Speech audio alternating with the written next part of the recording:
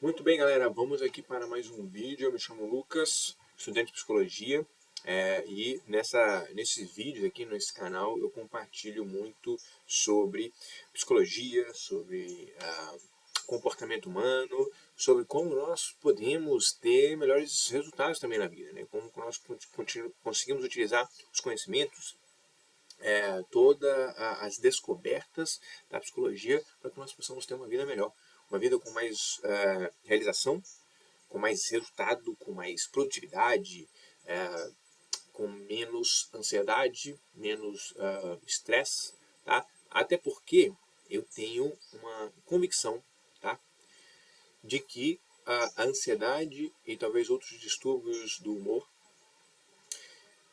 como a depressão também, elas têm uma leve conexão com a nossa capacidade de lidar com os desafios e as complexidades da vida, tá? A gente vai perceber no vídeo de hoje que quanto mais controle nós sentimos que nós temos a respeito da nossa vida, das nossas ações, daquilo que nós fazemos, que pode gerar resultado para nós, maior é o nosso senso de bem-estar, maior é a nossa sensação de tranquilidade e talvez até de realização, de contentamento com a vida que nós temos. Então vamos lá, galera. Eu queria mostrar aqui para vocês, né, a nossa apresentação, que é o seguinte, né, hoje a gente vai falar sobre a psicologia das crenças, né, a autoeficácia, que é o conceito que a gente vai abordar hoje aqui, das crenças aos atos, tá?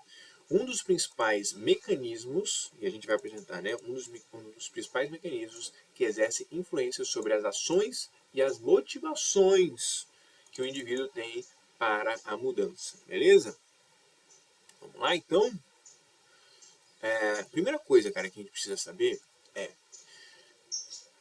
por que, né, que alguns sonhos ficam apenas na mente de alguns indivíduos. Por que alguns sonhos, né? Não sei se você já reparou, porque existem tantos conteúdos. Na verdade, vamos lá, a primeira coisa é por que muitas pessoas, né, têm sonhos que ficam apenas na mente de outras pessoas. E talvez até, eu ouso dizer, que menos da metade das pessoas que sonham, que têm uns objetivos, conseguem efetivamente realizar, né? Isso, essa minha observação da sociedade, né, daquilo que acontece, talvez é confirmada pela essa quantidade de conteúdos motivacionais que existem hoje na internet, dos coaches que existem hoje na internet. Tá? Não criticando-os, mas eu acho que eles têm uma função, e principalmente, não é necessariamente uma função, mas eu acredito que eles têm um sentido de existir. Porque muitas pessoas têm mantido os seus sonhos apenas na mente e, obviamente, se sentindo frustradas porque não consegue tornar seus sonhos reais, né, aqueles objetivos, aquelas coisas que elas gostariam para a vida delas, elas não conseguem materializar isso. E aí, obviamente, pessoas que, de certa maneira, descobriram algumas coisas e que acham que isso pode ajudar as pessoas, elas vão compartilhar e, obviamente, vão ter visualizações, vão ter seguidores, certo? E por que existem, então, né, aqui no nosso raciocínio, tantos conteúdos motivacionais, né, conteúdos que ajudam as pessoas a serem mais produtivas e tudo mais na internet? E por que são tão visualizados, na verdade? Esse que é o ponto, né? Não é porque existe uma massa de gente necessariamente compartilhando isso que isso é importante, mas existe uma massa de gente assistindo a isso, seguindo isso, se engajando com isso. Por quê? Porque muita gente hoje possivelmente vive sem realizar os seus objetivos, vive numa constante frustração e num constante questionamento, talvez, do porquê elas não conseguem fazer, do porquê elas, né, não conseguem materializar aquilo que elas tanto desejam, né? E a gente vai exatamente descobrir aqui nessa apresentação de hoje como o que diferencia as pessoas que conseguem realizar seus objetivos das que ficam com esses objetivos apenas na mente, beleza? A gente vai falar bastante sobre isso aqui. Então, a primeira pergunta, né, que eu queria fazer é o que nos move, o que te move a uma ação. Né? A gente pode trazer aqui alguns exemplos, tá? A gente pode dizer que você pode se mover por um senso de justiça, talvez para atingir os seus objetivos, para sair desse desconforto, de um desconforto e ir para um conforto, por uma boa vontade, que hoje você sentiu vontade de fazer, uma busca pelo prazer, enfim, aqui são fé que nós podemos mais. Né? Então, fica aqui algumas. Será? Fica aí essa pergunta. Comenta aí o que você acha que te move para a ação, ou pelo menos que move as pessoas para a ação, tá? Tem um cachorro aqui latindo, espero que não esteja atrapalhando tanto assim. Então, olha só, a psicologia, hoje em dia, ela tem muito a dizer sobre o comportamento humano, tá? Deixa eu ver se eu consigo solicitar para que o cachorro pare de latir. Vamos ver se vai continuar latindo. A psicologia hoje tem muito a dizer sobre o comportamento humano. Inclusive, ela nasceu, né? Na verdade, um dos grandes expoentes da psicologia justamente veio trazendo esse elemento, o comportamento observável do ser humano, para que nós pudéssemos, inclusive a gente vai falar um pouco mais sobre isso aqui, logo na frente, para que nós pudéssemos entender mais sobre o ser humano, porque entender a mente naquela época era meio difícil e até meio duvidoso, né? Porque se utilizava de técnicas ou de ferramentas não tão confiáveis, talvez, para a gente poder entender a mente, que foi inicialmente um dos motivadores para tornar a psicologia uma ciência. Tá? E descobertas recentes mostram, né, dentro do campo da psicologia, mostram, não só da psicologia, da neurociência, também de outras abordagens, não, de outros campos de estudos, que o nosso pensamento influencia demais na nossa ação. Nosso comportamento influencia bastante na nossa ação, na nossa capacidade de agir. E aí, olha só que interessante. Na verdade, antes de te mostrar isso que é interessante, eu queria te fazer uma pergunta. Qual é a pergunta? Quando você olha para a sua vida e compara com os demais, e presta atenção nessa pergunta. Presta atenção, você que está aí viajando, você que está passivamente ouvindo esse vídeo, essa apresentação, você está ouvindo, está assistindo, você que está passivamente aí, eu quero te chamar a atenção para você realmente fazer essa reflexão, porque ela é muito importante. Ela é muito importante e ela pode ativar várias coisas aí importantes. Quando você compara a sua vida com os demais, as chances de você ser feliz e ter sucesso na sua carreira, ela é maior, quando comparado com outras pessoas, ela é maior ou menor que as demais pessoas.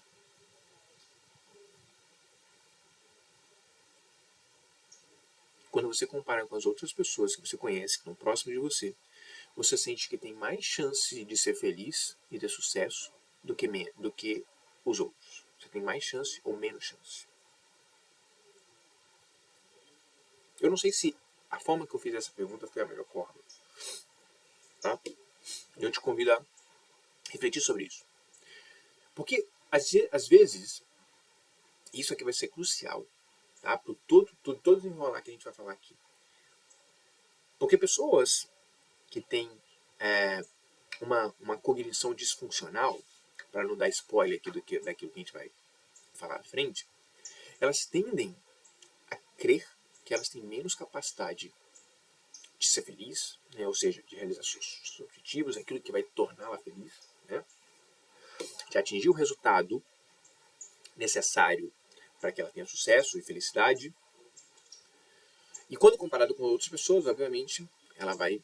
e quando a gente compara, na verdade, com outras pessoas, tem uma chance maior, né? Ou tem uma possibilidade maior de a gente perceber essa discrepância que existe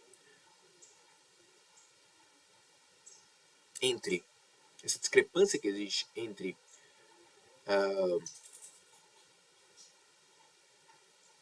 na verdade não é discrepância, é essa relevância que existe na nossa crença, tá, de não conseguir tal coisa.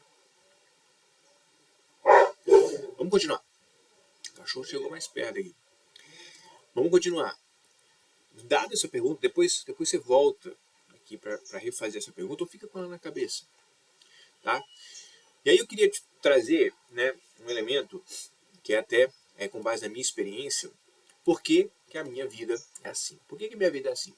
Quando quando as coisas parecem não acontecer do jeito que nós imaginávamos, né? Talvez, se você... Hoje eu tenho 30 anos. Vou fazer 31 nesse ano de 2024. Estou gravando esse vídeo aqui no dia 1º de janeiro de 2024. E há muita gente que fala que existe uma crise dos 30 anos, né? E talvez seja um período em que você acabou com aquela juventude, né? E meio que a sua vida começa a se estabilizar e se consolidar. Né? E a gente tende a refletir mais sobre o ano. Inclusive no dia 1º do ano também, a gente tende a refletir mais, no último dia do ano, a gente tende a refletir mais também sobre o nosso ano. E quando as coisas parecem não acontecer do jeito que a gente imaginava, seja o ano, seja a nossa vida até aqui, nós tendemos a questionar a nossa vida, né? Pô, se está valendo a pena, se é legal, se não é, nossa, vida boa ou não, e até mesmo, obviamente, a nossa identidade, o nosso valor próprio, o nosso valor enquanto pessoa. Né? Isso pode nos frustrar. E há um contraste aqui, né, entre aquilo que nós, olha só que interessante, aquilo que nós desejamos, ou seja, imaginávamos, e aquilo que efetivamente nós cremos ou nós estamos fazendo. Né? Há um contraste entre aquilo que eu sei que eu preciso fazer para atingir aquilo e aquilo que eu estou efetivamente fazendo. E a gente vai falar, e essa diferença aqui ela é muito importante. Para quem já acompanha mais aqui, sabe que essa foi a virada de chave, quando eu percebi esse contraste entre aquilo que eu precisava fazer para atingir aquilo que eu imaginava e aquilo que eu precisava fazer é aquilo que efetivamente eu estava fazendo. Eu falei, cara, aquilo que eu estou fazendo vai me levar para um caminho completamente diferente do que eu quero. Há um contraste aqui. E olha só, esse tipo de questionamento, né, ele permeia a sociedade, o ser humano há muito tempo. Lá na época, eu não sei exatamente quando foi escrito isso aqui, mas há muito tempo atrás. Um dos apóstolos, né, já escreveu lá em Romanos 7,19, pois o que faço não é o bem que desejo, ou seja, aquilo que desejo não é o que faço. Mas o mal que eu não quero fazer, ou seja, aquilo que eu não gostaria de fazer, esse sim eu continuo fazendo. Isso é uma dúvida que permeia, inclusive até os filósofos lá da Grécia já se perguntavam, né, o porquê as pessoas faziam o que faziam. Então isso é uma dúvida que permeia há muito tempo, né, o ser humano. E nós, obviamente, aqui é com base na minha experiência, o que eu entendi que acontece. Né? Nós primeiro precisamos nos sentir seguros. Seguros. Tá? Essa é uma meta muito importante na vida. Tá? Sem esse sentimento aqui, cara, é capaz de a gente se sentir constantemente ansioso. Tá? De que estamos seguros. De que, mesmo que se as coisas derem errado, a gente gostaria de ter um lugar seguro para ir. Né? Ou seja, ter um senso de sobrevivência. De que eu vou estar bem. Certo? Uma vez conseguido isso, a gente busca mais. Alguns não tanto. Tá? Embora, no contexto que a gente vive hoje, de enxurradas de estímulos, né, é mais difícil encontrarmos pessoas que não buscam por mais coisas. Tá? Não que isso seja bom, não que isso seja ruim, mas é bom que nos estimula a desenvolver certas práticas, a evoluir enquanto ser humano, enfim. E, obviamente, a gente define esses objetivos, na maioria das vezes não necessariamente de maneira consciente, mas a gente define esses objetivos. E aí a gente entra em um dilema. Porque para atingir as coisas, né, esses objetivos, além do que nós já temos hoje, além dessa segurança que nós já temos hoje, nós precisamos mudar. Nós precisamos mudar. Porém, entramos no impasse de não conseguir mudar. Tá? A gente vai falar aqui que isso aqui significa a expectativa de autoeficácia. Você já vai entender. Ou seja, a expectativa daquilo que eu sou capaz de fazer.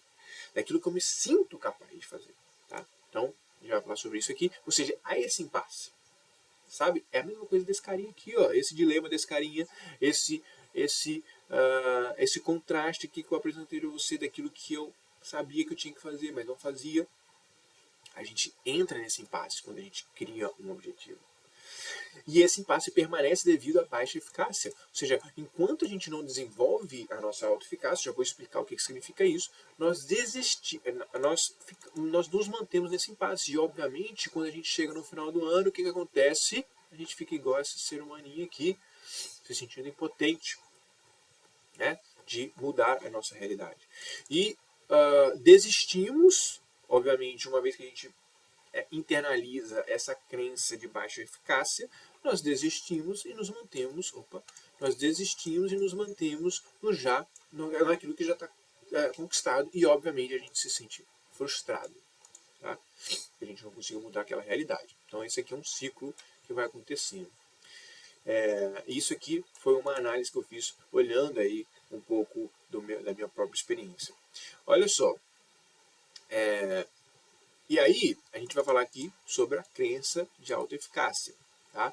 Se você tem tido dificuldade para adotar novos comportamentos e atingir objetivos que hoje imagina inatingíveis, né?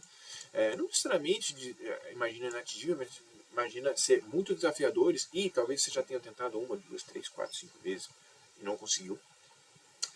Possivelmente, né, inclusive, na verdade, não é uma questão de conseguir ou não conseguir, é de quanto você suporta o desconforto, de quanto você trabalha mesmo sem ter aquele objetivo alcançado. A gente vai falar sobre isso porque muitos desafios e objetivos eles são a longo prazo, então ele exige que a gente adote comportamentos constantes um atrás do outro, mesmo sem ter a recompensa necessariamente, mesmo sem ter aquele objetivo palpável na nossa mão. Então, enquanto, na verdade, a gente suporta. Tem muitas frases motivacionais que dizem que o fracasso, ele não é que o fracasso não é o insucesso não é o fracasso. O insucesso seria a desistência. Algo mais ou menos desse caminho, né? Porque enquanto você não desistir, você ainda não fracassou, você ainda não teve insucesso. Mas você está caminhando para aquele sucesso. É basicamente isso, tá? O que eu estava querendo dizer. Então, esse dilema que você está enfrentando possivelmente seja relacionado à crença de autoeficácia. Bandura, que é o principal autor, a gente vai falar um pouco mais sobre ele aqui na frente, a gente vai falar bastante coisa mais aqui na frente, mas as coisas vão se conectando, tá? Acompanha. Bandura, lá em 2002, ele destaca que o bem-estar, e lembra que lá no início dessa apresentação eu falei para você, né? O bem-estar e as realizações humanas requerem um senso de eficácia e resiliente.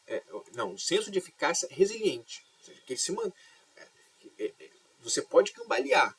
Você pode se sentir um momento ali tipo, que não tem tanta confiança assim em você, na sua própria capacidade, mas ela eventualmente volta para o estado normal, que era um estado positivo de autoeficácia, né? Um estado de alta eficácia. Pois o cotidiano interpõe vários obstáculos ao indivíduo. Cara, isso aqui é inevitável. Obstáculos, desafios, problemas, é inevitável. A questão é quão hard, né? Tem aquele vídeo famoso, do filme do boxeador lá, que eu esqueci o nome. Ele dizia, Rock Balboa, né?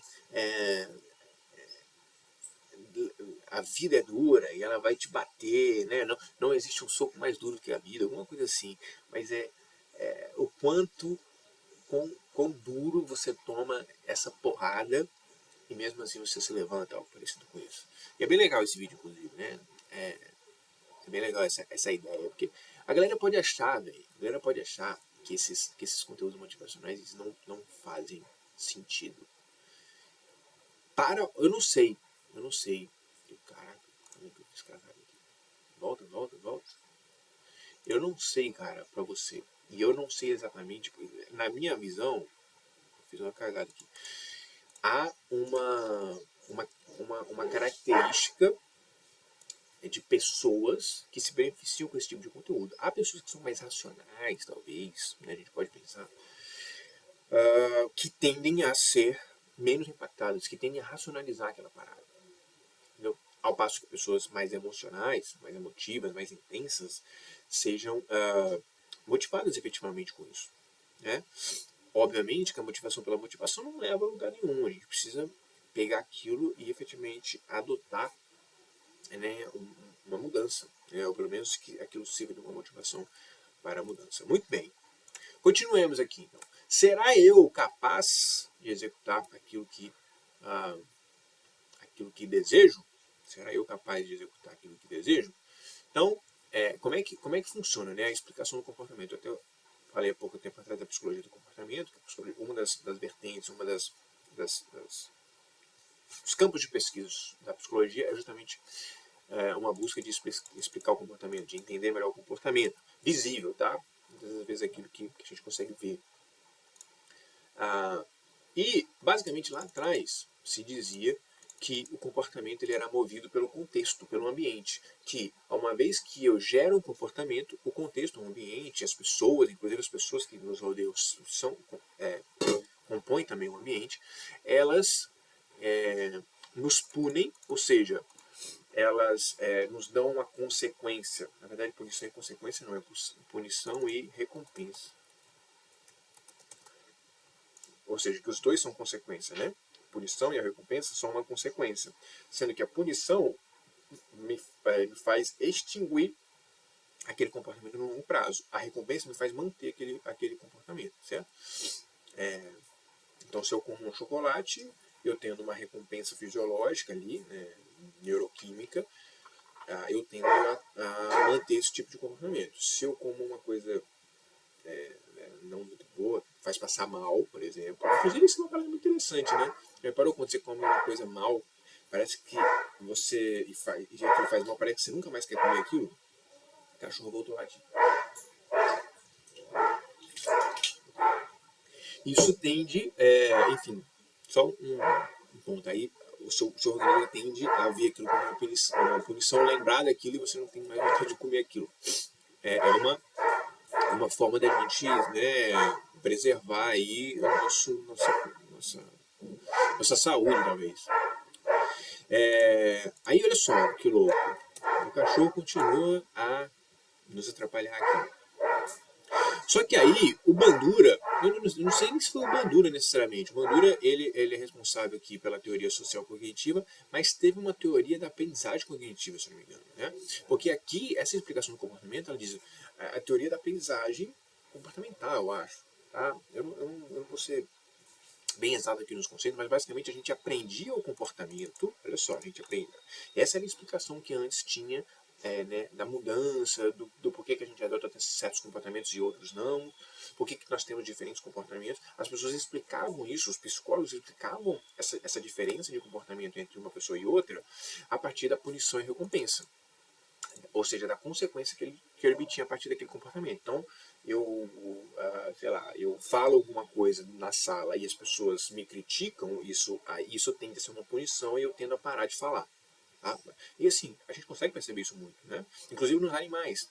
O cachorro, se eu for lá e tá latindo ou grito, o puno, ele tende a diminuir esse comportamento, pelo menos a gente imagina, né? Ou pelo menos um adestrador treinado, ele deve conseguir aí, ele lida muito bem com isso aqui. Ele sabe lidar muito bem com isso, né? Dá um chocolate, dá um biscoitinho, se ele faz aquilo que ele quer, e ele dá uma punição se ele faz aquilo que não é legal para o dono, tal. Então, o processo de adestramento é muito isso, né? E obviamente esses estudos aqui foram muito feitos com animais na época. E isso aqui tecnicamente é aquilo que a gente consegue perceber, né? Pô, você dá uma punição, tal, você dá uma recompensa aumenta o comportamento, punição, negócio diminui, tende a extinguir aquele comportamento. Em certos contextos, tende com que a gente seja mais educado, porque recompensa isso e pune um comportamento mal educado. Em outros ambientes pode ser que seja o contrário. E essa é uma tentativa de explicar o comportamento, tá? E, cara, ajuda muito em muitos elementos. E, obviamente que aqui é uma simplificação, tá? Tem muitos elementos. Só que aí o que acontece? Chegou uma galera e falou, cara, olha só, não é bem assim, porque há também processos cognitivos que intermediam a relação entre o comportamento e a consequência, tá? E que é basicamente isso que a gente vai falar aqui. E são fundamentais para a aquisição e manutenção de padrões de comportamento. Tá? Há essa intermediação cognitiva, há um elemento interno que influencia na gente adotar ou não um certo comportamento. E aí, o que eles perceberam também, né, que nós aprendemos novos comportamentos ao observar outros comportamentos, outras pessoas se comportando e também na nossa própria experiência. E o que motiva para nós gerarmos e manter novos comportamentos, lembra dessa intermediação aqui? O que nos motiva para gerar esses tipos de esses novos comportamentos são duas coisas, tá?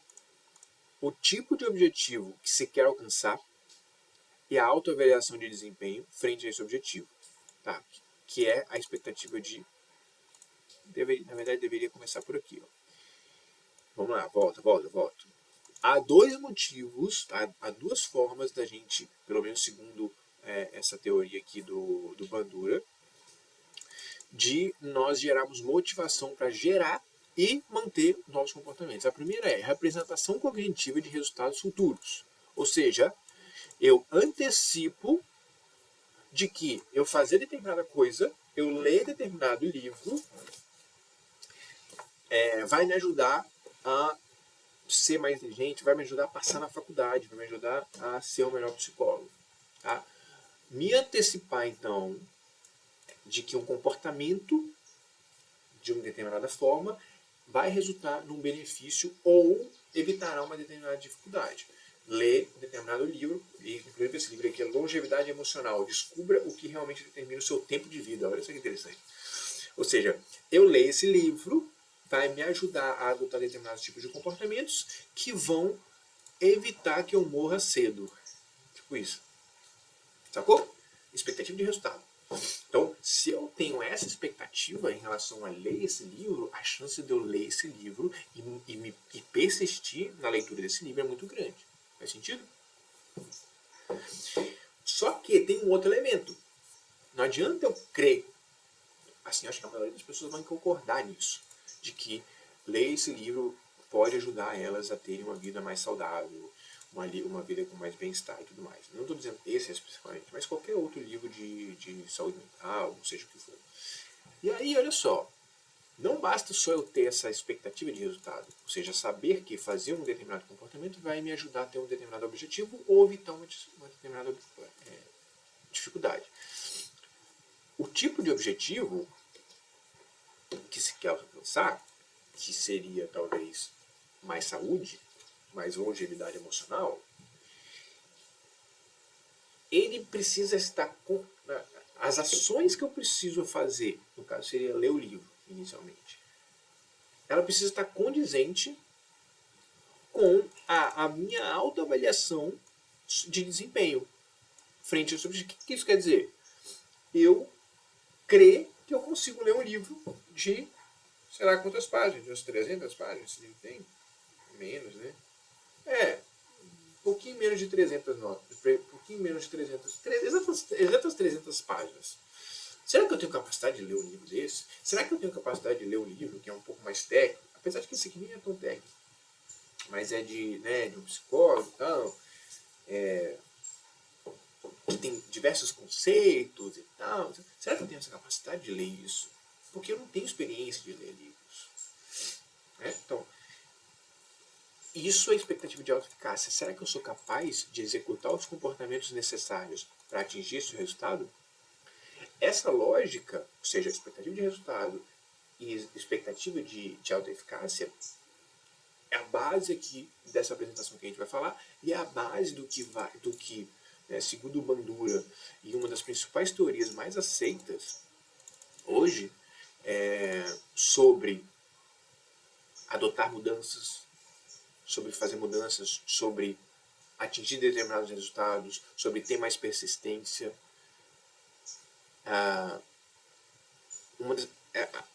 A ideia é essa.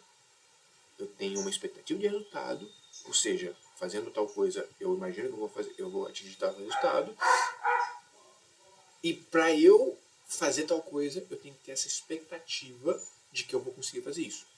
Para eu atingir esse objetivo, eu tenho que ter expectativa de que eu vou conseguir fazer, efetivamente, esse comportamento. E olha só o que o Bandura dizia, esse senhorzinho simpático.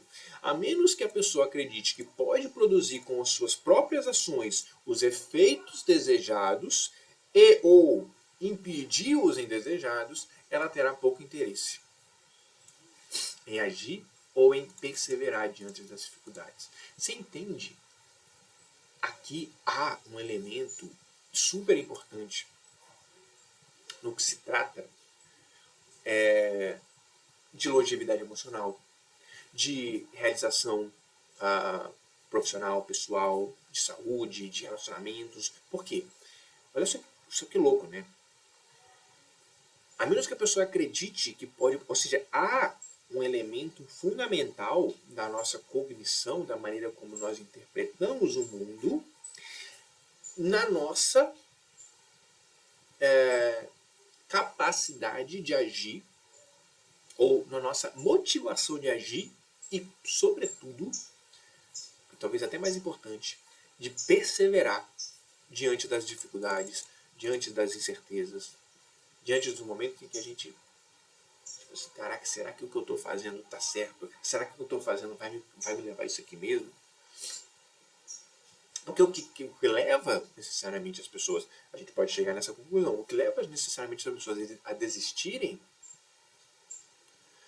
não é porque ela não é capaz, mas é porque ela chegou num estado, numa situação, num momento em que ela se percebe não tendo mais a capacidade, e não quer dizer que essa seja uma percepção real, não tendo mais a capacidade de fazer o que precisa ser feito.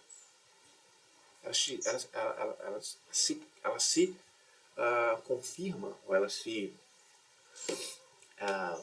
como é que fala? Ela se... fugiu a palavra. Mas ela chega nessa conclusão. Acho que não adianta. Não adianta ela continuar, porque ela não vai conseguir. Tá?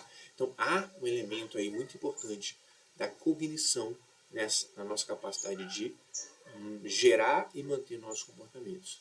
E obviamente há essa questão cognitiva, ela é de suma importância para a gente atingir os nossos sonhos. Aquilo que a gente estava falando lá no início. Né, os nossos objetivos e tudo mais. As pessoas, o Bandura continua aqui com um texto até anterior. Os cachorros ajudar nós. O show tá... As pessoas baseiam-se nos seus julgamentos do quanto são capazes de realizar. Porque prenderam ele, não sei porque que prenderam ele. Não sei porque ele achou dinheiro. Mas tá hoje. As pessoas baseiam-se nos seus julgamentos do quanto são capazes de realizar determinada tarefa para tomar decisões sobre quais ações irão elaborar, quanto esforço será despendido e qual será a persistência a enfrentar os obstáculos. Cara, isso aqui eu quero chamar a atenção para você, porque olha só, as pessoas baseiam-se nos seus julgamentos do quanto são capazes de realizar determinada situação, determinada tarefa. Ou seja, elas vão se basear nesse julgamento. Sou eu capaz ou não? Lembra da perguntinha aqui do início? Será eu capaz ou não? Então, a pessoa vai se basear nesse julgamento. Para quê? Para tomar a decisão. Para ela tomar uma decisão. Se eu faço isso ou não. Se eu faço o curso de psicologia ou não. Se eu compro esse livro ou não. Se eu paro para ler ou não. Faz sentido? Obviamente, se eu persisto ou não, mesmo que eu tenha começado, a faculdade de psicologia, eu vou persistir nisso? Eu vou me dedicar nisso? Certo? Então, perceba que nós adotamos um julgamento. Tá osso, né?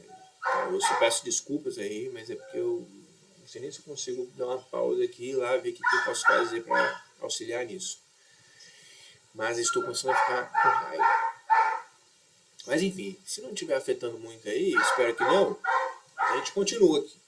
Então, essa decisão aqui, eita cara, não consigo, essa decisão sobre quais ações eu vou elaborar, quais ações eu vou praticar, quanto esforço que eu vou, né, se eu vou persistir nisso. Ela é uma decisão que, na maioria das vezes, ela não é pensada. Ela não é elaborada. Ela não é uma coisa que você reflete, escreve, compartilha com outras pessoas. Mas, na verdade, elas são uma decisão até quase imperceptível. Ela é uma decisão impulsiva. Tá? Ela não é uma decisão que você reflete sobre ela. Você pensa estrategicamente, será que vale a pena, será que não vale a pena? Quais são os ganhos de eu abdicar desse objetivo? Quais são as perdas? Quais são os ganhos se eu manter nesse objetivo, né, sobre manter persistindo? Quais são as perdas, as possíveis perdas? Né? Será que eu sou capaz ou não será que eu não sou capaz? Quantas são as pessoas que já conseguiram isso? A gente não faz esse diagnóstico, a gente não faz essa exploração. O que a gente tende, na maioria das vezes, é tomar uma decisão automática e não analisada. E aqui eu chamo a atenção, né, eu abro um parênteses, de que a psicoterapia ela não é só um processo de você cuidar da sua saúde mental de uma maneira que você vai ir lá e vai falar. Não que isso seja ruim, tá? Mas de certa maneira, inclusive, esse é um questionamento, isso é uma dúvida, inclusive, talvez, por que hoje a psicoterapia tem uma certa... Ela não é vista, ou ela não é bem vista, ela não é vista como uma coisa crucial na vida do ser humano. Porque a maioria das pessoas acredita que psicoterapia é um local onde você vai para você se sentir melhor, para você, sei lá, falar sobre suas angústias. Sim, você vai falar sobre suas angústias, mas você pode falar sobre suas angústias com o seu próprio amigo, com um amigo que você tem. Na psicoterapia, um dos principais objetivos, talvez, que a gente vai fazer, talvez não, né? Um dos principais objetivos é justamente a gente organizar, né, os seus pensamentos, para a gente perceber essas decisões impulsivas. Opa, calma aí, você está querendo tomar uma decisão de desistir da sua faculdade? Um psicoterapeuta, sei lá, tendencioso, poderia dizer, então você é tendencioso no sentido de que, cara, não está usando a técnica mais adequada. Poderia dizer, se você acha que isso é melhor para sua vida, então você tem que fazer. Porque afinal ninguém pode dizer que você tem que ter uma faculdade. Ninguém pode dizer o que você deve ou não fazer. Né? Já que você está fazendo faculdade só para agradar os seus pais, por exemplo, é melhor você desistir, né? Afinal, você que tem que tomar as rédeas da sua vida. Tá? O ponto é que essa não é uma reflexão muito profunda. A gente precisa, efetivamente, vamos lá, calma aí. O que é que você tem medo? Porque às vezes as decisões que a gente toma na vida refletem as crenças que nós temos. Então a decisão não necessariamente a gente tem que olhar só por ela. A gente tem que olhar as crenças que estão suportando essas decisões. Cara, isso aqui é um conteúdo bem mais profundo, bem mais complexo. A gente vai trabalhar um pouco mais sobre isso à frente. Eu acho que eu divaguei um pouco sobre esse parênteses que eu abri, que é algo produzido, mas talvez eu tenha dado uma ideia do que é efetivamente uma psicoterapia baseada em evidência. Tá? É uma psicoterapia que é baseada nas principais evidências, nas melhores evidências, para determinado tipo de tratamento. E há, obviamente, dentro da psicoterapia, o processo de resolução de problemas, que é muito importante, até para pessoas que sofrem com ansiedade, inclusive na TCC. Há processos de tomada de decisão, onde a gente vai avaliar principalmente as suas crenças. Então a TCC, que é uma das principais abordagens para diversas questões, principalmente para tomar de decisão, para decisão de carreira, alguma coisa assim. A gente vai trabalhar esses elementos. Tá? Então, e principalmente a gente vai refletir melhor. A respeito das decisões que você impulsivamente já decidiu na sua cabeça. Você só não tomou ainda por causa de medo, por causa de alguma insegurança, mas você já decidiu na sua cabeça. Mas o processo vamos refletir sobre isso. Você pode até manter a sua decisão, mas que a gente aprenda por que você tomou essa decisão e por que talvez ela seja melhor para você. Porque aí no futuro você vai tomar melhores decisões, você vai entender melhor como organizar essas decisões. Beleza? Dito isso, vamos seguir para o segundo processo, né? A gente entendendo esse processo de decisão aí, do que nos leva a manter um determinado comportamento, a persistir, perseverar, né? E como é importante, principalmente, a gente refletir sobre essas decisões. Então, pessoas com baixo senso de autoeficácia, tá? Autoeficácia é justamente esse senso que nós temos, que nós somos capazes de, se você ainda não pegou ainda, né, mas é esse senso que nós temos de sermos capazes de executar determinada tarefa, podem evitar certas atividades. Pessoas com baixo senso de autoeficácia, ou seja, que não se sentem tão capazes assim, elas podem evitar certas atividades e certos ambientes dos quais porque esses ambientes deixa eu mandar uma mensagem aqui para ver se aproveitar aqui minha. Olha só, o celular também não ajuda.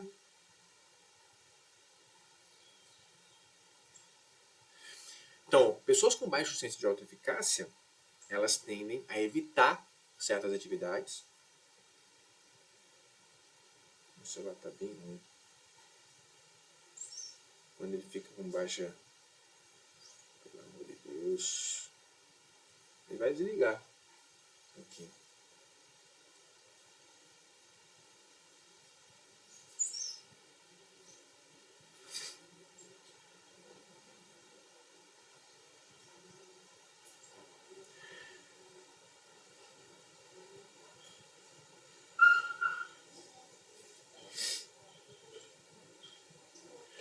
Ó,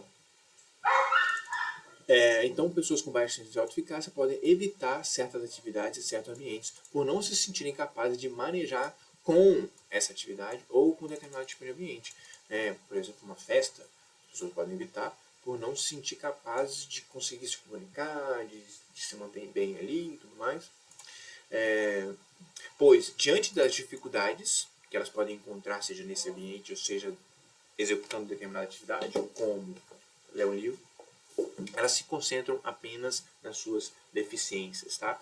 Então, pessoas que têm o baixo senso de autoeficácia tendem, obviamente, a se concentrar mais nas deficiências que elas têm, ou naquilo que falta nela, e não naquilo que ela já possui, né? Que pode ser masterizado, pode ser utilizado.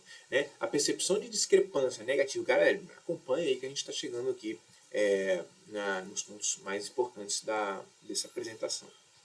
Na verdade, já passamos por alguns pontos importantes, mas tem mais algumas coisas e a gente vai seguindo já para a parte final do conteúdo. A percepção de discrepância negativa entre os objetivos e a autoavaliação, esse contraste entre o objetivo que eu tenho e essa capacidade minha de atingir esse objetivo, leva, obviamente, a uma insatisfação. E aqui, olha que interessante, leva a uma insatisfação. Essa discrepância entre aquilo que eu estou efetivamente fazendo e se ele está me ajudando a chegar no resultado ou não, leva a uma insatisfação. Essa insatisfação, obviamente, me motiva a fazer correções do comportamento, visando a alcançar os resultados desejados. Eu, lá em 2015, fiz essa atividade pela primeira vez. Fiz essa atividade, né, de olhar para o objetivo que eu queria, né, e percebi, aquilo que eu estou fazendo me ajuda a atingir esse objetivo? Não. Eu estava me sentindo insatisfeito. E quando eu comecei a refletir sobre por que eu estava insatisfeito, era exatamente assim, né, a minha conclusão foi essa. Tá? De que aquilo que eu estava efetivamente fazendo todos os dias, como hábito, não estava me levando para esse caminho, mas na verdade estava me levando para um outro caminho, do qual eu não queria. E quando eu fiz essa análise, quando eu cheguei nessa conclusão, nossa! E aí que eu comecei a fazer o quê? Comecei a ler, igual um maluco. E aí eu percebi, obviamente, né, que para atingir esse resultado aqui, do qual eu queria, eu precisava aprender, precisava estudar, precisava, sabe? E era uma coisa que, de certa maneira, eu estava motivado a fazer. Não sei por que exatamente. Porque eu nunca tinha lido um livro naquela época, em 2015. E eu comecei a ver, falei, cara, é só aprender as coisas, então vamos aprender. E eu comecei a me dedicar, e aí comecei a evoluir, comecei a pouco, comecei a ler uns livros mais fáceis, depois eu fui para uns livros mais difíceis, e até hoje que eu leio artigos e conteúdos bem mais técnicos e conceituados. Inclusive, já não consigo mais ler aqueles livros de autoajuda que foi quando eu comecei. Que, inclusive, eu recomendo. Para quem quer iniciar nos estudos e tal, eu recomendo um livro que tem mais história, que é um pouco mais lúdico e tal, porque é muito mais gostoso de ler. Né? Obviamente, com o tempo, a gente vai passando para alguns que são mais conceituados, que são mais técnicos. Beleza? Então, quando... Olha só que interessante isso, né? Quando eu percebi essa discrepância negativa entre o objetivo que eu queria e a minha autoavaliação de desempenho, na verdade, era: será que o que eu estou fazendo efetivamente vai me levar lá? Eu percebi que não. Eu falei, tá, eu preciso adotar novos comportamentos. E aí eu comecei a alterar, né, os meus resultados, ou seja, pode motivar a correções, eu fiz algumas correções para atingir determinados tipos de objetivos. Tá? Naquela época, 2015, eu fiz uma projeção para 10 anos, que completa no ano que vem. Espero eu alcançar, eu lembro de algumas, inclusive eu perdi esse projeção que eu fiz, mas eu lembro, eu ainda me lembro, porque foi tão emocional, envolveu tantas emoções, que quando envolve essas emoções assim, a gente tende a ficar mais, a gente lembrar mais das coisas que acontecem. Tá? Então eu me lembro bem, se eu parar para escrever hoje, eu me lembro bem do que eu defini lá. Tanto que eu nem escrevo de novo, porque eu sei exatamente o que eu quero. E esse é o mais louco, né? Lá atrás, com 10 anos, 10 anos atrás, eu já desenhei o que eu ainda desejo hoje. E isso é muito importante, cara. Isso é muito importante. A gente ter essa consistência nos nossos objetivos. Só que aí tem um porém, cara. O que pode acontecer também? Essa discrepância negativa levar a comportamentos de fuga. Lembra lá? Aqui, ó. Eu me julgo não capaz, certo? Há essa discrepância, eu falo, então eu não vou, então não vou para aquele ambiente, não vou para aquele lugar, certo? Eu não vou me arriscar para essa faculdade. Para que eu vou fazer isso? Certo? E aí eu fujo ou eu evito aquele tipo de... E cara, pô, a maioria dos estudos que tem sobre ansiedade e depressão, elas têm uma ligação muito íntima com evitação. Evitar relacionamentos, por medo, né, por uma baixa autoavaliação, evita várias coisas que são importantes para ela, atividades e tudo mais. Né? E olha só, que aqui inclusive fala sobre ansiedade, né? Então olha só para concluir aqui, ó, leva a componente de fuga e evitação, visto que as pessoas temem situações que avaliam como excedendo sua capacidade de lidar. E aqui, no flow, né, chama o estado de flow, dentro da psicologia positiva, aqui tem essa linha aqui, essa área aqui, que você se mantém no estado de flow. Mas quando ela ultrapassa para o lado de cá, ou seja, um desafio que é maior do que a sua competência, você tende a sentir ansiedade. Algumas pessoas tendem a ajustar os seus comportamentos para que a sua competência aumente. E aí você volte para o lado de cá. Há algumas pessoas, e obviamente quando você está aqui, algumas pessoas, como eu, sugiro e gosto, e sou defensor disso, quando sua vida está um tédio, por exemplo, muitas pessoas talvez que são funcionários públicos, né, que não têm tantos desafios, elas tendem a ter uma vida meio entediada. Então você o que você tem que fazer? E o que quer dizer o tédio? Quer dizer que sua vida tem baixo desafio e a sua competência, né, para atingir os desafios que tem já é o suficiente. Então coloque desafios na sua vida, que aí você vai voltar para esse estado de flow, um estado de mais ânimo, de mais motivação e tudo mais. Tá? E aqui explica também esse elemento aqui, né? As pessoas temem situações que avaliam como excedendo a sua capacidade de lidar com elas, né? Então, essa ansiedade aqui, que é provocada quando o desafio parece ser muito maior do que a sua competência, algumas pessoas tendem a fugir e evitar esse tipo de situação. Muito bem, galera? Temos mais coisa? Temos. Aqui só conceituando, tá? Bem rapidão. A autoeficácia, portanto, ela determina o que tentamos, quais atividades nós evitamos também, se eu tiver baixa autoeficácia em determinado tipo de contexto, eu tendo a evitar aqui, por exemplo, muitas pessoas nem querem nem entrar no mar, porque sabe que não sabe nadar, ou que não se sente capaz de lidar com o mar. E ela tende a evitar, isso não necessariamente é um problema. Só, tá bom. O afinco com que tentamos, ou seja, a autoeficácia também ela vai determinar o empenho que nós dedicamos àquilo e também por quanto tempo nós persistimos quando enfrentamos determinadas dificuldades. E aqui a autoeficácia, só para é um conceito da teoria social cognitiva, lá do Bandura, que trata da capacidade da própria pessoa de se organizar e executar ações para atingir metas. Tá? Aqui é uma referência que nós utilizamos. Tá? Então, basicamente, aqui é um conceito. Bom, aqui foi a parte mais conceitual dessa apresentação. Agora nós vamos para alguns exemplos, algumas coisas que são perceptíveis na nossa vida. E olha só que interessante, né? Esse livro aqui, inclusive, ele faz uma análise, esse livro de atividade emocional, ele faz uma análise da relação de autoeficácia com saúde. Tá? Ele traz diversos elementos, entre um deles ele cita que ter mais autoeficácia melhora também o nosso controle da ansiedade e também no manejo de determinadas fobias. E aí ele avalia essa relação, né, que existe entre autoeficácia e boa saúde.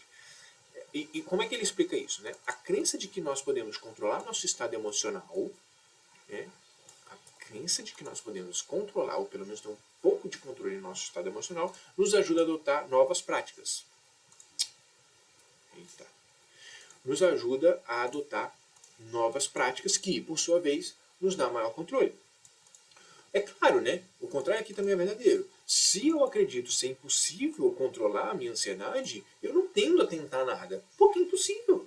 Porque eu não consigo. Eu não tendo a tentar uma coisa nova. E isso aqui é muito presente, é muito real. Não sei se você vive isso, que hoje existe um transtorno baseado nisso aqui. Ou seja, você não ter a capacidade de controlar a sua própria ansiedade. A agorafobia, deixa eu ver se eu consigo abrir ela aqui. Está aqui aberto. A agorafobia, olha só, ela é um medo e a ansiedade de ficar em situações ou locais sem uma maneira de escapar fácil. Olha só, escapar facilmente. Isso aqui é a MSD, tá? Transtorno psiquiátrico, cara. Eu me parece que é uma fonte confiável para a gente poder ter uma definição aqui do que é agorafobia. Olha só, é o medo e a ansiedade de ficar em situações ou em locais sem uma maneira de escapar facilmente daquela ansiedade, daquilo, né, dessa situação. Ou porque a ansiedade nos leva a evitar, né, a fugir. Ou em que a ajuda pode não estar disponível no caso de ansiedade intensa. Tá? A agorafobia ela é muito aqui, ó, quer ver? Aqui em cima. A agorafobia é um transtorno de ansiedade que muitas vezes se desenvolve após ataques de pânico. Normalmente, pelo menos aonde eu ouvi pessoas, né, falando sobre a agorafobia, era pessoas que já tinham tido um ataque de pânico, elas tinham medo de ter um outro ataque de pânico em locais, por exemplo, como um elevador, como no ônibus e tal, e aí elas evitam esses tipos de locais, né? Então, você vê como que há uma relação, tá? Eu queria trazer essa relação aqui entre essa autoeficácia, né, em relação ao nosso controle de ansiedade, ou seja, eu evito ir para um ônibus porque eu não sei se lá eu vou conseguir controlar a minha ansiedade. Lá eu vou conseguir determinada ajuda, entende? Então é uma falta de controle tão grande em relação ao meu estado emocional que eu evito várias situações. Você entende o meu ponto que eu estou querendo chegar? Muito louco, né, isso? E aí o que foi percebido é que essa crença de autoeficácia nos ajuda, obviamente, a adotar comportamentos de respiração, né, pensamentos, né, de que você não vai morrer, de que tá tudo bem, você pode se tranquilizar, enfim, adotar determinadas posturas frente a uma alta ansiedade, que obviamente te ajuda a ter um pouco mais de controle sobre a ansiedade. E aí o que eles perceberam também é que essa crença de autoeficácia, inclusive, podia ajudar na capacidade de suportar a dor. Muito louco, né? Suportar. Eu não coloquei aqui, inclusive depois tem uma. Esse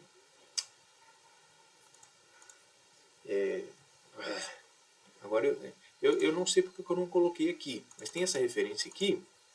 Eu não sei porque eu coloquei aqui, mas eles né, tem várias pesquisas sobre isso, cara. Pessoas, às vezes, parece que não sentem a dor. Não, minto, eita, calma. Elas parece que a dor é menor para algumas pessoas, tá? Tanto que a minha esposa, ela praticamente teve um parto normal, só não teve por algumas complicações que teve, enfim. Mas ela foi muito forte desde o início. E tem mulheres que não querem nem ver. Já vai lá direto, tira aí e vambora. Porque tem uma certa. Obviamente tem outros fatores também, mas eu acho que esse senso de capacidade de suportar a dor, ele foi crucial. E aí, cara, eles relacionaram a autoeficácia, né, com menores índices, menores níveis de depressão em crianças, maior desempenho de comportamento saudável, redução de respostas biológicas ao estresse, aprimoramento da memória, melhor controle de doenças e várias outras coisas aí que essa capacidade influencia, né? E aqui são algumas fontes de autoeficácia. Então, como é que então, Lucas, a gente consegue desenvolver a autoeficácia?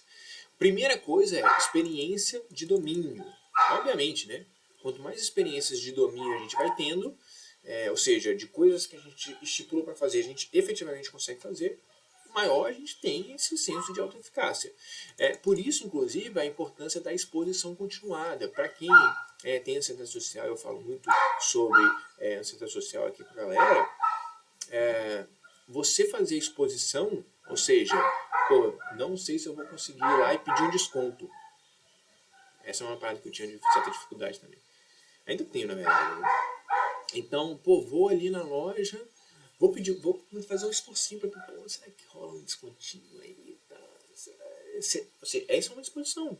Porque às vezes as pessoas têm medo, têm ansiedade. Eu, inclusive, tenho medo de ansiedade na hora de pedir desconto, na hora de falar valor.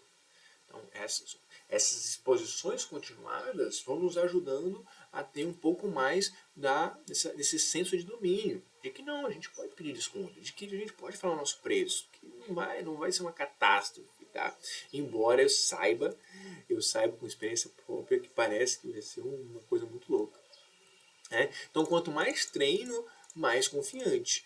Obviamente, quanto mais eu estou confiante, mais ações em direção ao meu objetivo eu tenho.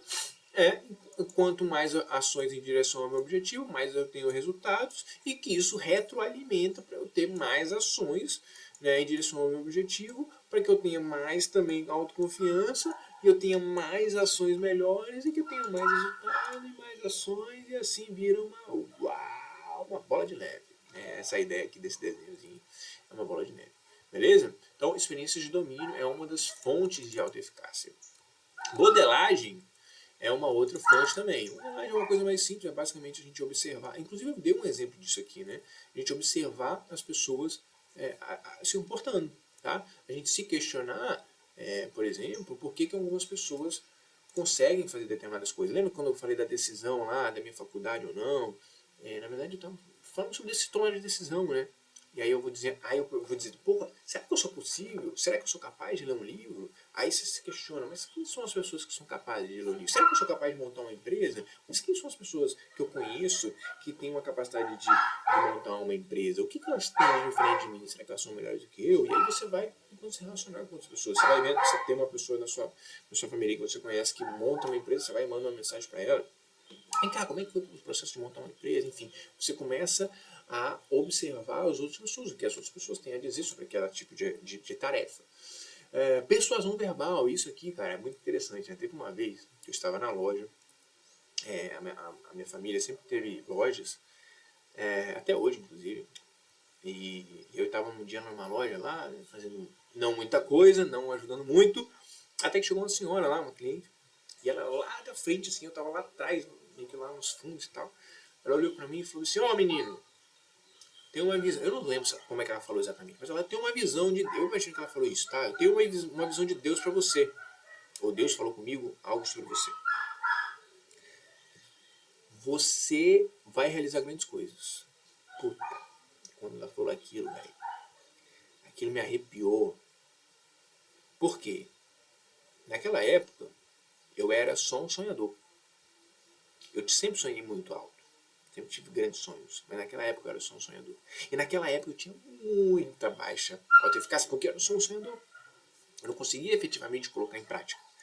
E quando ela falou aquilo, a minha espinha, né, tipo, nossa, eu falei, nossa, então quer dizer que eu posso, quer dizer que eu vou conseguir e tal. Claro que não basta só você se iludir, é preciso você constantemente colocar em prática aquilo que você vai aprendendo, né? Mas a persuasão verbal, normalmente, ela tem a ver com o que as outras pessoas falam sobre você.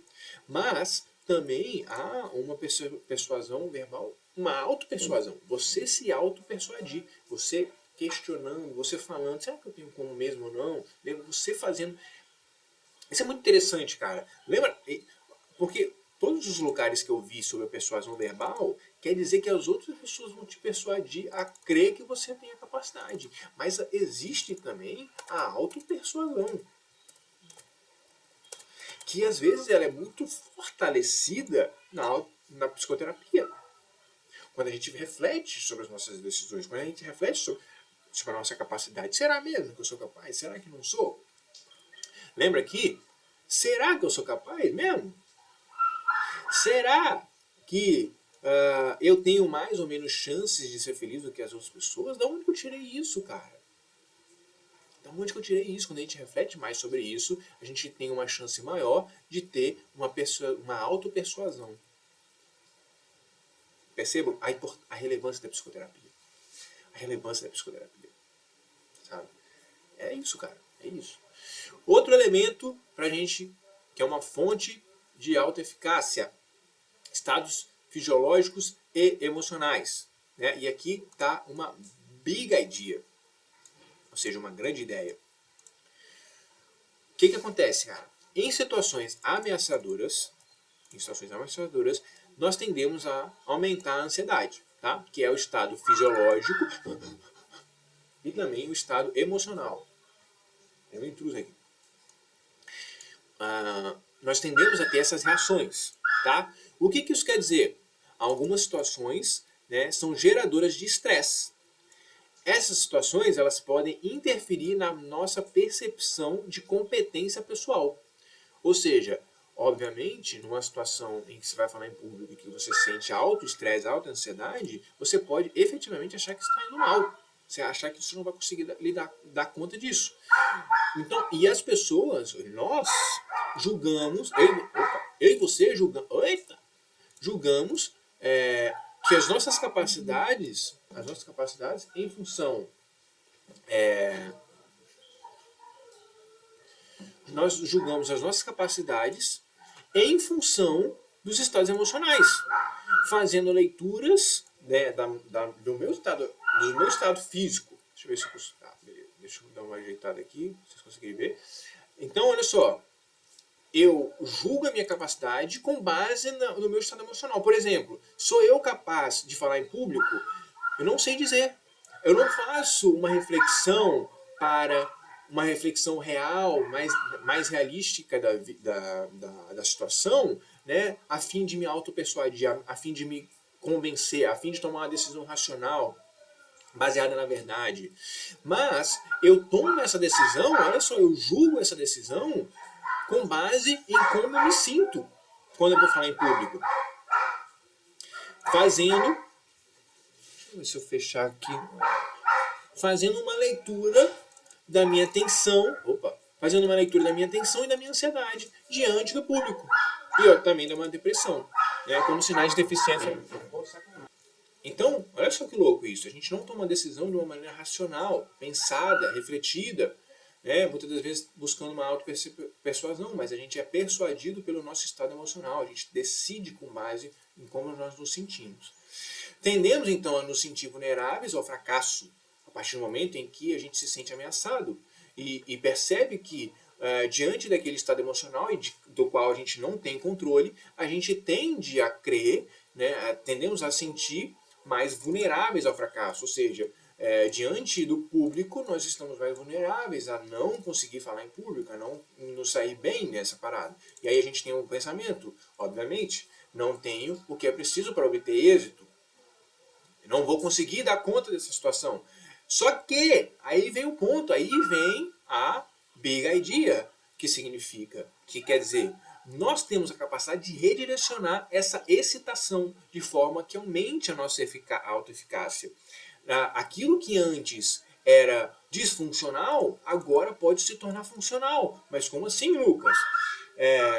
A gente pode direcionar essa energia, a energia que é causada pela ansiedade. Como, por exemplo, quando nós sentimos ansiedade, ao invés de ficar roendo unha, a gente utiliza essa ansiedade, esse estado de alerta, para um senso de urgência e maior foco.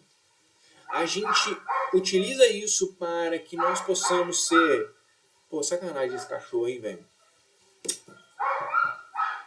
Pô, e a aula tá massa aqui, mas é foda.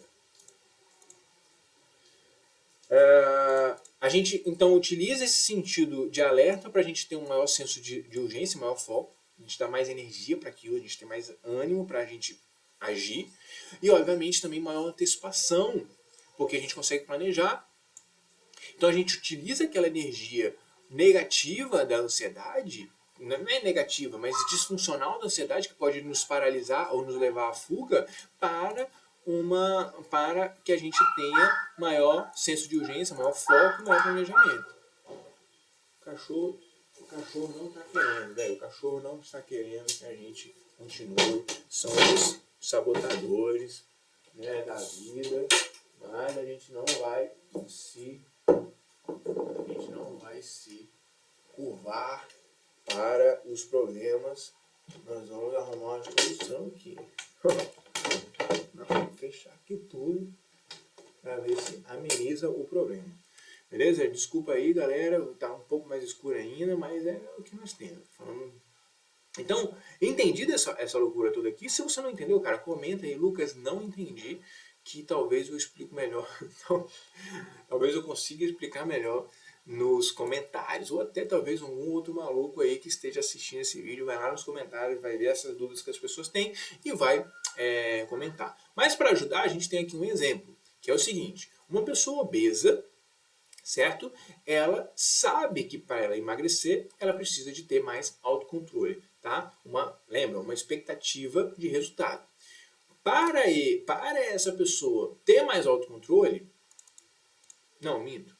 Ou seja, para ela emagrecer, ela precisa de ter autocontrole. Porém, ela não acredita ser capaz de fazer isso, ou seja, de ter mais autocontrole, que é a expectativa de autoeficácia, ou a não expectativa de autoeficácia, ou seja, ela não se sente capaz de controlar o seu próprio comportamento. E por isso ela percebe que nunca vai ter esse resultado, que é de emagrecer. Beleza? Muito bem. Então, essa pessoa que tem ela sabe o que ela precisa fazer, mas ela não se sente capaz de fazer aquilo, ela tende, obviamente, a ter uma baixa motivação. Lembra lá do Bandura? Eu tenho que voltar lá no Bandura? Vamos voltar aqui no Bandura. O que o Bandura disse? Aqui, ó, Bandurinha. A menos que a pessoa acredite que pode produzir com as suas ações, olha só, lembra? Autocontrole lá, nos casos dela, ou seja, diminuir a alimentação, de comidas ruins, melhorar a alimentação, melhorar o exercício físico, ou seja, a menos que a pessoa acredite que ela pode produzir com suas ações os efeitos desejados e impedir os indesejados, ou seja, os efeitos desejados é emagrecer, impedir os efeitos desejados é criar aquela doença lá, que eu esqueci o nome agora, do açúcar lá, ela terá pouco interesse em agir ou em perseverar diante das dificuldades. E aí já dizia o Bandura, a gente, no exemplo aqui que a gente tem, ela vai ter baixa motivação. Ela vai tender a desistir fácil e não construir uma imagem positiva do futuro, ou seja, de que ela não vai conseguir emagrecer no futuro. Basicamente isso. E aí aqui, né, o estudo, aqui esse estudo da influência das crenças de alta eficácia na manutenção do emagrecimento, né, eles dizem que, eles falam bastante coisa aqui e tal, que tem a ver com as crenças, né, que a pessoa obesa pode ter, que se relacionam com a alta eficácia, né, olha só, pessoas obesas que se sentem capazes de controlar, olha só, que se sentem capazes de controlar o peso e que entendem que o emagrecimento dependerá de suas ações. Cara, isso aqui é muito importante, velho. Como que esse senso de alta eficácia é importante, cara?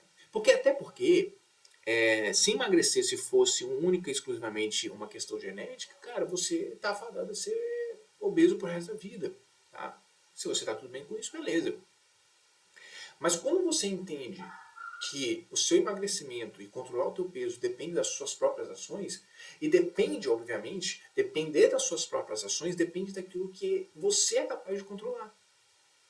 Porque a sua genética, infelizmente, a gente ainda não tem capacidade de controlar isso, né? Eu não sei até onde a ciência vai, mas a gente não tem capacidade de controlar isso. Mas as nossas ações, em certa medida, tá? Não vou dizer que todas as ações nós temos a capacidade de controlar, em certa medida a gente tem uma capacidade de controlar, tá? Então, basicamente, esse aqui é um exemplo para ficar um pouco mais claro aí essa questão da autoeficácia. Então, a pergunta que fica para a gente ir fechando aqui nossa apresentação, nós sempre temos controle? Inclusive, eu acabei de dizer que não, né? Cara, é complicado, assim.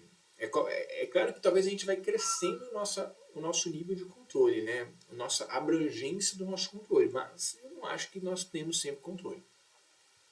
Pessoas otimistas, e aqui eu vou querer trazer vou trazer uma questão que pessoas otimistas podem acreditar que possuem controle, mesmo em circunstâncias em que não possuem absolutamente nenhum controle. Pessoas otimistas. O que isso tem a ver, Lucas, com tudo isso que a gente está falando? Você já vai entender. Ou seja, né, nós sempre temos controle. Pessoas otimistas, elas podem acreditar que possuem controle maior do que elas realmente têm. Vamos lá, não quer dizer que elas têm controle de tudo, tá? Mas que elas têm maior do que têm. E aí, a gente vai falar aqui sobre a realidade versus a ilusão de controle. E você já vai entender como é que isso se relaciona com autoeficácia. Porque autoeficácia tem a ver com a capacidade de a gente controlar, né, o resultado, através, obviamente, de uma execução de um comportamento. Então, olha só. Pessoas menos otimistas, ou seja, mais pessimistas, tá? Pessoas pessimistas, né, segundo lá o Martin Seligman e outros pesquisadores, colaboradores, eles perceberam que pessoas pessimistas elas tendem a ter mais autoculpa, ou seja, elas tornam pessoal aquilo que foi um resultado negativo na vida delas, ou seja, elas atribuem a ela mesma, ou seja, se culpabilizando por um resultado negativo. Elas tendem a perceber que isso é uma permanência, ou seja, essa coisa negativa que aconteceu na vida dela vai continuar acontecendo no resto da vida, e que é geral, ou seja, que vai se refletir em todas as outras áreas da vida. Essas pessoas elas tendem a ser mais realistas, tá? Segundo alguma pesquisa aqui, eu não citei ela, eu citei aqui embaixo, acho que não. Mas, segundo, inclusive, o livro aqui, Longevidade, o que eles perceberam lá é que essas pessoas mais negativas, mais pessimistas, elas tendem a ser mais realistas a respeito de suas habilidades e de suas condições. Inclusive, eu acho que nem foi aqui, velho, que as pessoas mais depressivas, elas tendem a ser hábeis no juízo, ou seja, nessa avaliação que elas têm sobre elas mesmas, quando comparada com avaliações de outras pessoas. O que isso quer dizer? Pessoas otimistas tendem a se autoavaliarem de uma maneira um pouco maior do que as outras pessoas avaliam ela mesma. Isso é muito eu costumo ser bem assim. O contrário de pessoas pessimistas, elas tendem a se avaliar um pouco mais próxima da realidade do que um otimista. Toma, Joara. Tchau! Tchau! escrevi isso, não. Então, me fugi aqui, mas voltei de novo. Tá? Esse é um tratamento carinhoso com a minha esposa, tá, pessoal? Mas é porque eu estou fazendo um negócio aqui e ela está me atrapalhando. Mas eu não trato ela assim. Então, pessoas menos otimistas tendem a ser mais realistas a respeito de suas habilidades e da sua condição. E o que isso quer dizer? Realidade versus ilusão de controle. O que isso quer dizer? Pessoas otimistas podem se auto-iludir facilmente. E claro, se você for muito otimista, o que pode acontecer é que você vai se auto-iludir e vai se frustrar. Você vai dizer, não, ano que vem eu vou conseguir ter 10 mil reais de faturamento através da internet, através do sei o que e tal. Cara, vamos lá, né? Tem os otimistas e tem os malucos, tá? E eu fui maluco por uma boa parte do tempo. Mas hoje eu sou mais otimista, né? Um pouco mais pé no chão, aprendi muito com minha esposa. Mas seria a ilusão de seus talentos algo ruim? Bom, o que eu percebi, cara? Isso aqui é uma análise minha, tá? Com base nesse apontamento que as pesquisas trouxeram em relação, comparando pessoas otimistas e pessoas depressivas. Cara, sempre vai existir um gap. O que significa um gap? A gap em português significa lacuna. Lacuna, matatá. Não tem nada a ver. Lacuna. O que isso quer dizer? Uma lacuna. Existe um buraco, existe um espaçamento, tá? Entre aquilo que é real e aquilo que pode se tornar real. Apertei o botão errado aqui. Aquilo que é real e aquilo que pode se tornar real. Né? Uma criança não sabe andar, depois ela começa a andar. Depois ela não sabe falar, mas ela consegue falar. Depois ela não consegue raciocinar e fazer cálculos. Depois ela consegue raciocinar, depois ela não consegue, sei lá, fazer outras coisas e ela consegue passar a adotar, fazer. Então, de certa maneira, nós sempre temos coisas que nós não sabemos fazer que podemos desenvolver. E há já estudos de que nosso cérebro é plástico, de que o nosso cérebro cria novos neurônios diariamente e que nós podemos aprender várias novas coisas, inclusive mesmo quando você é velho. Mesmo quando você é velho, não, né? Você está lá no final do seu desenvolvimento. Ou seja, a gente sempre está podendo aprender uma coisa. Ou seja, sempre amanhã eu posso fazer uma coisa que eu não faria, que eu não tenho capacidade de fazer hoje. Obviamente, né, dados as devidas proporções diante da sua idade. Então, o que eu quero dizer? Não quer dizer que o que eu não posso hoje, que amanhã eu não poderei. E a expectativa de autoeficácia, lembra, a expectativa de que eu posso fazer aquele comportamento que vai me levar a determinado tipo de resultado, é a crença de que se é capaz de executar determinado comportamento necessário para atingir determinado objetivo. O que quer dizer? Você ter a expectativa de autoeficácia sobre a autoeficácia. O que isso quer dizer? Ser capaz de se tornar capaz. Hoje eu posso não conseguir, mas amanhã eu posso aprender hoje e amanhã eu posso ser capaz de fazer isso. Né? Ou seja, a crença de autoeficácia, não sei, né? até onde eu estudei, nenhum deles falam sobre essa ideia de aprendizado contínuo. Né? Ou seja, de aprender a capacidade necessária. E o otimista, embora ele possa se iludir, mas ele tendo uma clareza, né, sobre a realidade, tendo uma clareza daquilo que ele pode conseguir, ele tende a estar em mais constante evolução, tá? Não sei ao certo, não dá pra gente afirmar isso. Mas, diante dessa análise aqui, não necessariamente a pessoa otimista, mas você tem uma visão otimista a respeito de um determinado resultado, de um determinado trajeto, você pode fazer com que você vá aumentando a sua capacidade dia após dia. Tá? Pessoas otimistas, eu tiraria aqui pessoas otimistas. Eu colocaria atitudes otimistas. Tá? Atitudes otimistas podem trazer essa ilusão, porque entende-se que pessoas com atitudes otimistas podem se iludir pois sabem que seus resultados negativos não refletem a sua identidade como um todo. Não são permanentes e nem são gerais. Isso aqui é uma verdade, tá? Isso aqui não é o Lucas que está falando, não. É o cara lá, o maior estudioso de otimismo e pessimismo, que falou sobre isso. Que falou sobre esses três elementos. Pessoas otimistas tendem a perceber os resultados negativos da sua vida, né, um fracasso, um fracasso, que isso não reflete necessariamente a identidade dela, que isso não a coloca um rótulo como incapaz, nem muito menos que esse resultado negativo vai ser permanente, ou seja, que se ela tentar de novo, vai acontecer o mesmo resultado. E nem são gerais, que quer dizer que isso reflete a incompetência dela em vários âmbitos da vida, que ela é incompetente em tudo que ela tentar fazer.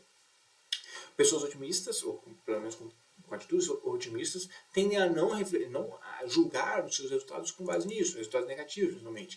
E isso faz, obviamente, com que a pessoa, quando ela entende que o seu resultado negativo não é permanente e nem geral, e nem reflete a sua identidade, isso faz com que ela entenda que há mecanismos que ela pode alterar, porque afinal a identidade dela é meio difícil de alterar, e que se esse resultado é permanente, nem vale a pena tentar, né, de novo.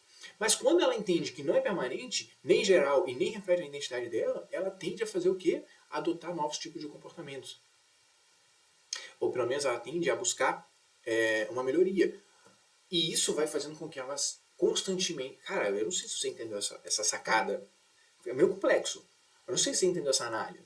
Isso faz com que a pessoa otimista, ou com atitudes otimistas, tendem a projetar um futuro melhor. Porque elas sabem que, embora não tenham a capacidade ou a expectativa de autoeficácia hoje, amanhã ela pode ter. Amanhã ela pode melhorar a capacidade que ela tem. E não sei de onde que eu tirei isso. Eu tenho que melhorar minhas referências. Mas o resultado que se antecipa antes de agir depende extensivamente do que se acredita que é capaz de realizar. Então, olha só, ao invés de um futuro nas mesmas condições, os otimistas projetam um futuro melhor. Por quê? Porque eles percebem que no futuro eles vão ter uma capacidade melhor. Inclusive isso move muito a economia, né? Porque as pessoas acreditam, o que move o crédito, né? Acredita que no futuro eu vou ter mais dinheiro do que hoje, então portanto eu vou poder te pagar mais do que isso que eu recebi hoje. Então tem muita ligação aqui, né? Mas é preciso cautela, né, e constante aprimoramento da nossa autoeficácia. O processo de melhoria precisa ser mais próximo do real possível e evitar megalomanias. Por que eu digo isso? Porque eu já caí numa furada de acreditar que, né, eu ia ter um gap de melhoria muito rápido, né, e obviamente não aconteceu. Né? Então, essa construção da autoeficácia, essa construção da confiança que nós vamos tendo, obviamente ela tem uma relação direta. Não dá para evitar esse elemento aqui, cara. Experiências de domínio. Não dá para evitar essa experiência. Não tem como. Não tem como você dizer que você vai ser um bom comunicador se você não tem exposição continuada. Se você não cria, né, esse efeito de bola de neve. Então, isso aqui não existe. Você pode evitar isso aqui, você pode evitar isso aqui, evitar isso aqui também, mas isso aqui é quase impossível de você conseguir, né, a autoeficácia sem ter uma experiência de domínio, sem ter experiências de domínio. Muito bem, galera. Bom, para concluir, só para finalizar aqui mesmo, realmente, eu sei que, né, se você está gostando aí, dá uma curtidazinha. Segue a gente para mais conteúdos como esse. A gente já está em 1 hora e 20 minutos aqui, mais 1 hora e 23 minutos, praticamente 1 hora e 24 minutos falando aqui. E eu espero que tenha feito sentido para você aí, essas loucuras todas que eu trouxe. Mas vamos aqui para a conclusão, né? Para nos tornarmos nossos sonhos reais, que foi lá, né, primeiro tópico que eu trouxe aqui nessa apresentação, nós precisamos, é importante que sejamos otimistas em relação ao nosso desempenho no futuro, ou seja, de que no futuro nós podemos ter a capacidade da qual a gente ainda não tem, da qual a gente ainda não possui. Testarmos constantemente as nossas ideias a respeito de quem somos, mantendo a evolução de nossas capacidades.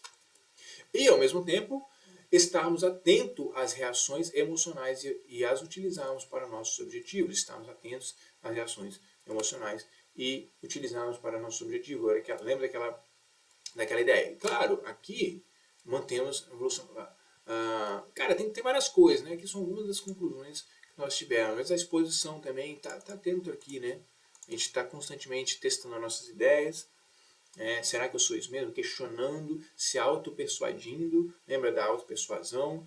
Lembra questionando as outras pessoas também. Questionar outras pessoas. Essas são algumas conclusões que nós podemos tirar aqui dessa aula. Coloca aqui nos comentários também quais foram algumas das conclusões que você tirou dessa apresentação.